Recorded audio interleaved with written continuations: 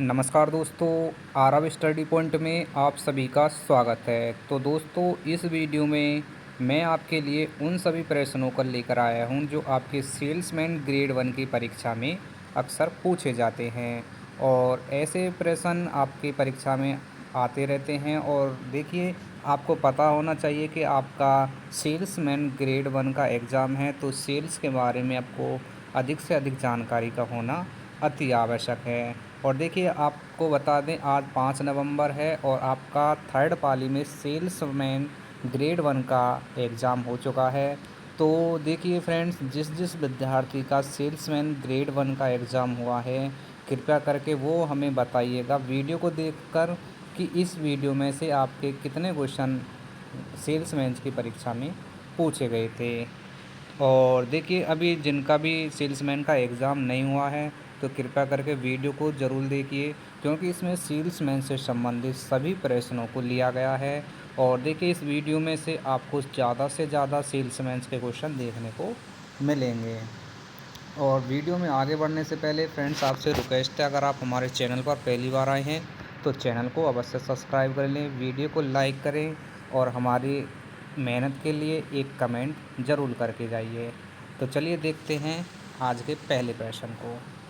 तो देखिए, पहला प्रश्न क्या है, बिक्री सेल्स का मुख्य उद्देश्य क्या है। तो देखिए, इसका उद्देश्य क्या है, ग्राहक को संतुष्ट कर लाभ अर्जित करना, ये होता है बिक्री का मुख्य उद्देश्य। अगला क्वेश्चन देखिए, विपणन यानी कि मार्केटिंग की शुरुआत किससे होती है। तो देखिए, मार्केटिंग की जो शुरुआत होती है वो होती है ग्राहक की आवश्यकता पहचानने से। अगला क्वेश्चन देखिए, बिक्री के 4 P क्या है। तो देखिए, पी का मतलब क्या है, प्रोडक्ट, प्राइस, प्लेस और प्रमोशन। ये होता है बिक्री के 4 P का नाम। ठीक है। आगे देखिए, बिक्री के बाद ग्राहक सेवा को क्या कहते हैं। तो इसे कहते हैं आफ्टर सेल्स सर्विस। अगला क्वेश्चन देखिए, अगला क्वेश्चन है, उपभोक्ता किसे कहते हैं। तो इसका सही आंसर क्या है, देखिए, जो वस्तु या सेवा का उपयोग करता है उसे कहते हैं उपभोक्ता। और रिटेलर किसे कहा जाता है। तो रिटेलर कहा जाता है जो अंतिम उपभोक्ता को वस्तु बेचता है, उसे कहा जाता है रिटेलर। फ्रेंड्स, सेल्समैन का एग्ज़ाम है, सेल्समैन का एग्ज़ाम है, तो आपको सेल्स के बारे में पूरी जानकारी होना बहुत ही आवश्यक है, तभी आप सेल्स कर पाएंगे किसी भी वस्तु की। ठीक है।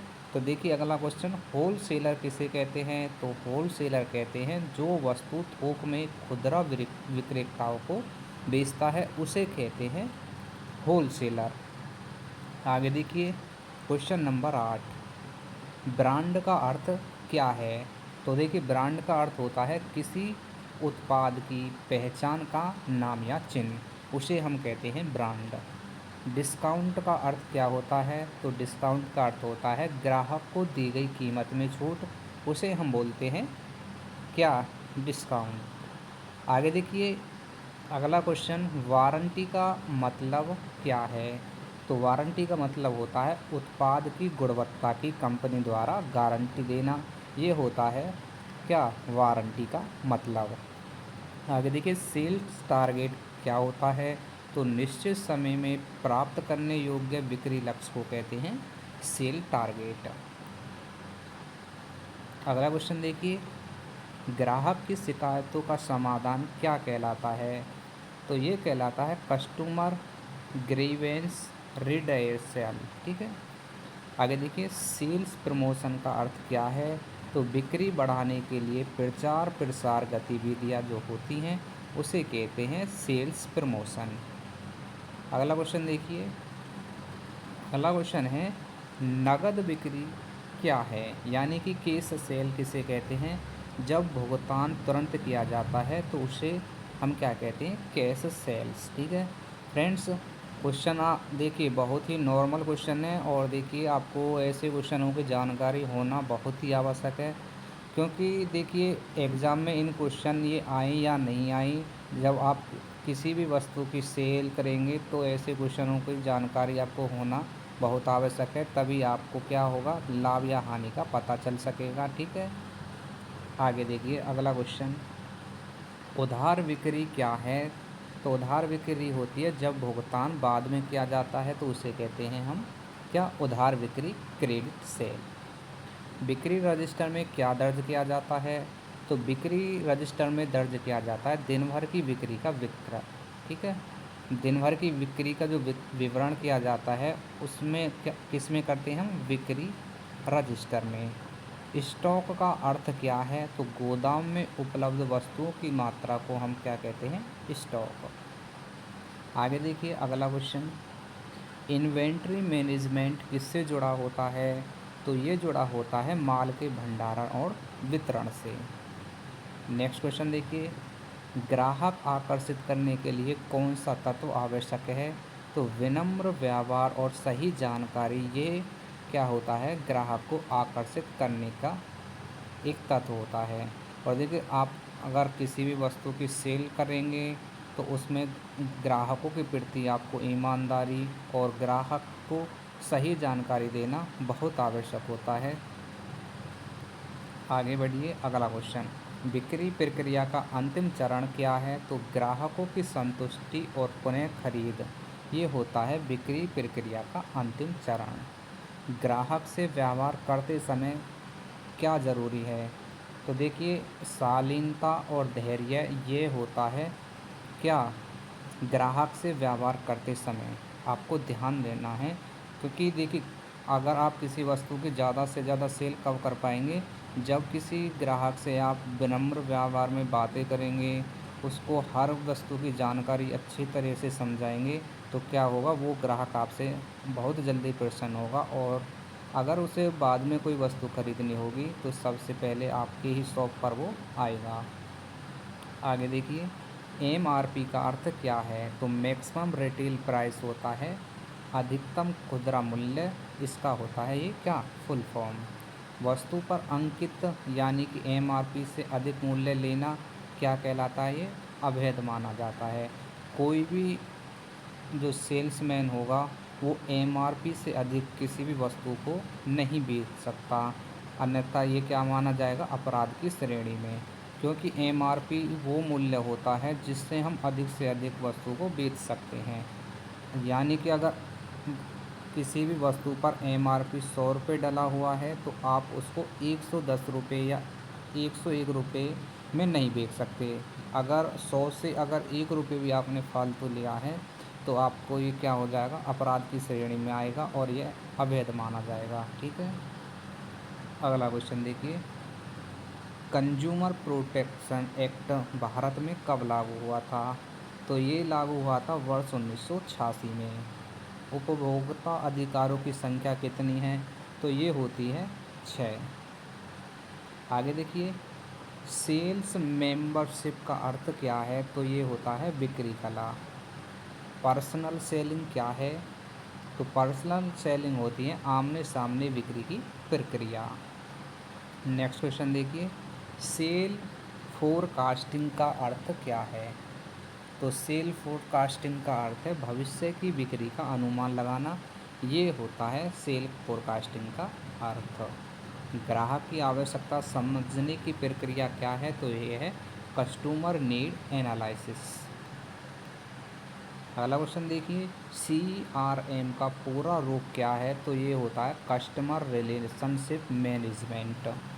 डोर टू डोर सेलिंग क्या है? तो ये है घर घर जाकर वस्तु बेचना, इसे हम कहते हैं door to door selling. Next question देखिए, प्रोडक्ट लाइफ सर्कल के चरण कितने हैं? तो देखिए ये होते हैं 4, इंट्रोडक्शन, ग्रोथ, मैच्योरिटी और एक मिनट डिक्लाइन। ठीक है, अगला क्वेश्चन देखिए, बिक्री रिपोर्ट किसे दी जाती है? तो ये दी जाती है बिक्री प्रबंधक को, यानी कि सेल्स मैनेजर को। अगले क्वेश्चन की बात करें तो देखिए, कोल्ड कॉलिंग का अर्थ क्या है? तो कोल्ड कॉलिंग का अर्थ होता है नए ग्राहक से संपर्क करना। नए ग्राहक से संपर्क करना कहलाता है कोल्ड कॉलिंग। ठीक है फ्रेंड्स, और देखिए सबसे ज़्यादा ये जो सेल्समैन कंपनी होंगी सबसे ज़्यादा इसी का प्रयोग करते हैं, क्योंकि उनका काम होता है नए नए ग्राहकों को जोड़ना। सेल्स रिटर्न क्या होता है? तो ग्राहक द्वारा लौटाई गई वस्तु होती है सेल्स रिटर्न। अगला क्वेश्चन देखिए, ग्राहक वफादारी को क्या कहा जाता है? तो इसे कहा जाता है कस्टमर लॉयल्टी। क्रॉस सेलिंग क्या है? तो एक उत्पाद के साथ दूसरा उत्पाद बेचना, ये कहलाती है क्रॉस सेलिंग। नेक्स्ट क्वेश्चन देखिए, यूपी सेलिंग क्या है, यानी कि अप सेलिंग क्या है? तो ग्राहकों को महंगा उत्पाद खरीदने के लिए प्रेरित करना, ये होता है अप सेलिंग का अर्थ। बिक्री में पीओएस का अर्थ क्या है? तो ये होता है point two cell.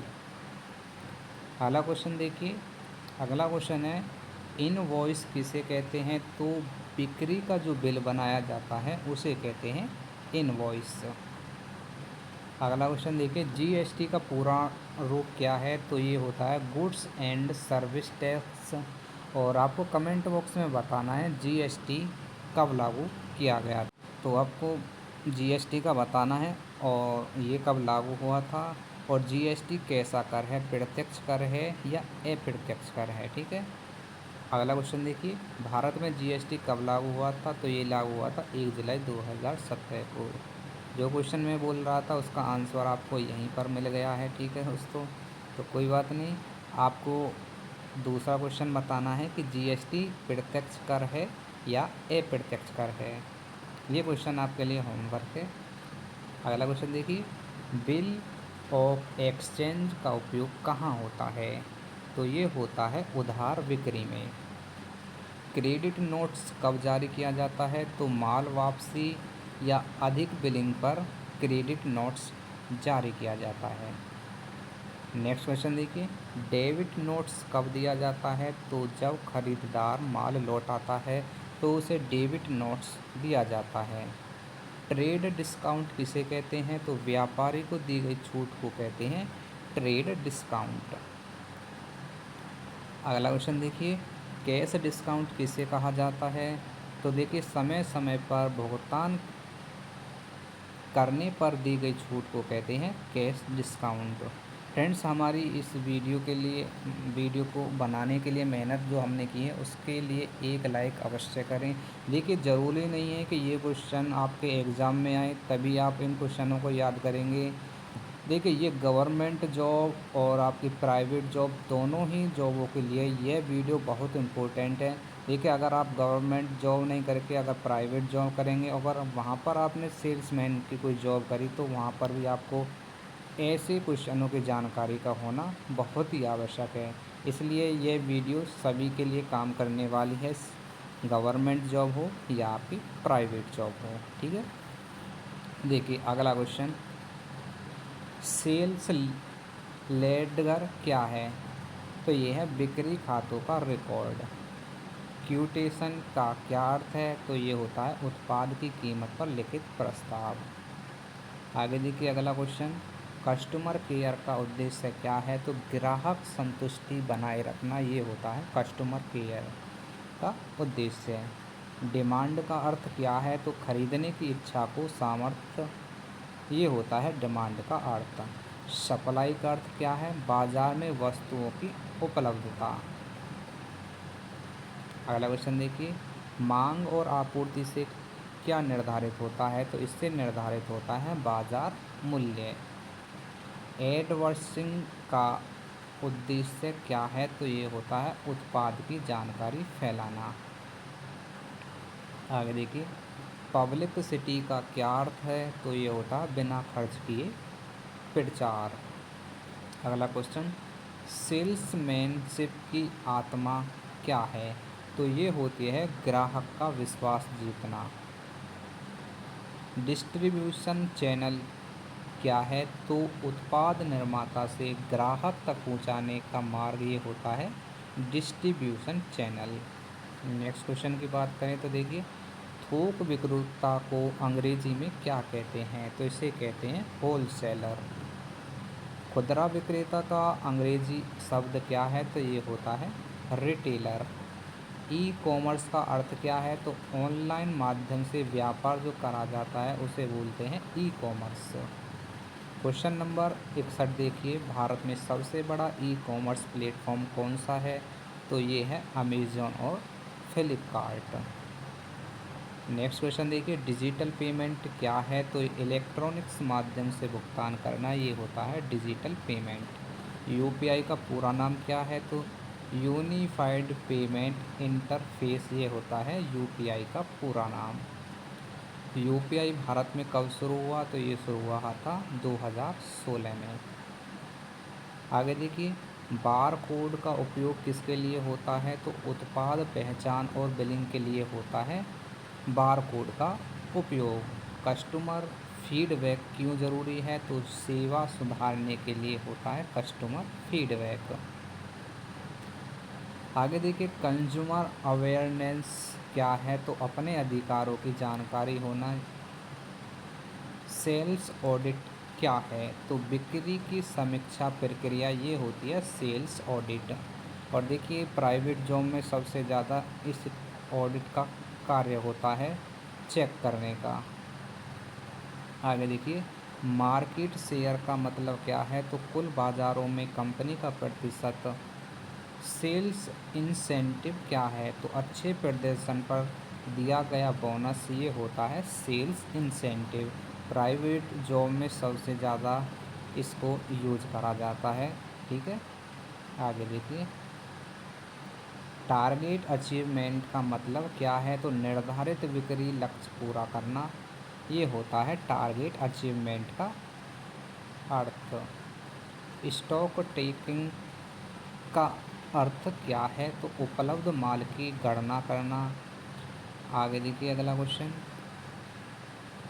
Credit limit क्या है? तो उधार की अधिकतम सीमा ये होती है क्रेडिट लिमिट।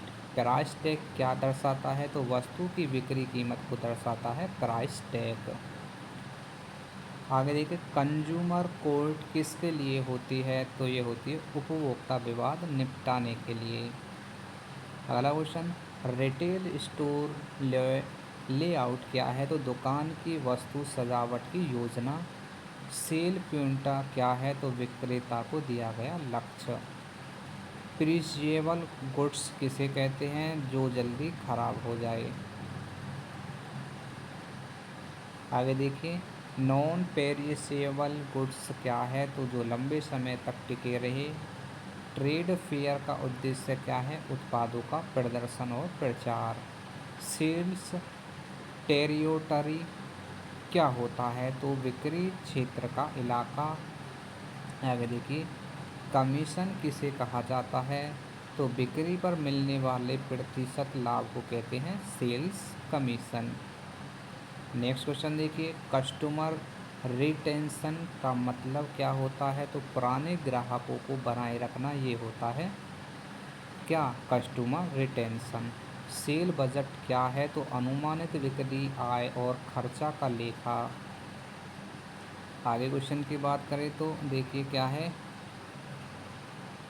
एक मिनट देखिए, अगला क्वेश्चन क्या है, मर्चेंडिंग क्या है? तो ये है वस्तु का आकर्षक प्रदर्शन।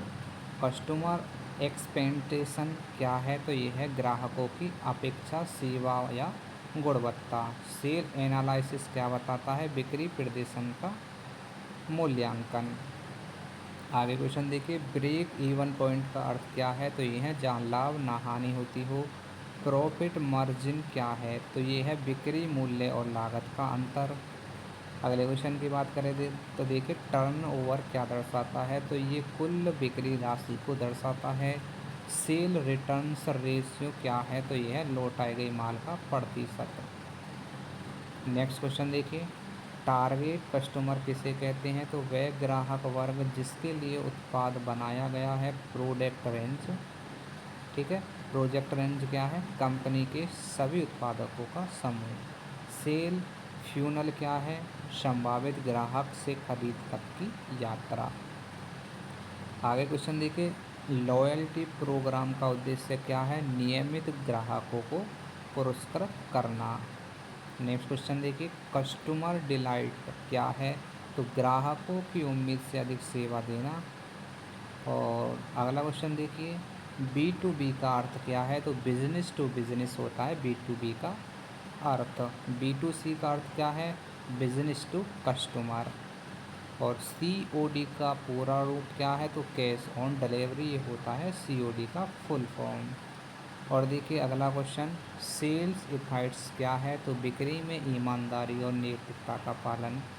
ठीक है, तो फ्रेंड्स ये थे आपके सेल्स ट्रेडमैन के, ठीक है, सेल्स स्टेटमेंट के ये 100 क्वेश्चन थे, जिसमें आपको बहुत मदद मिलने वाली है।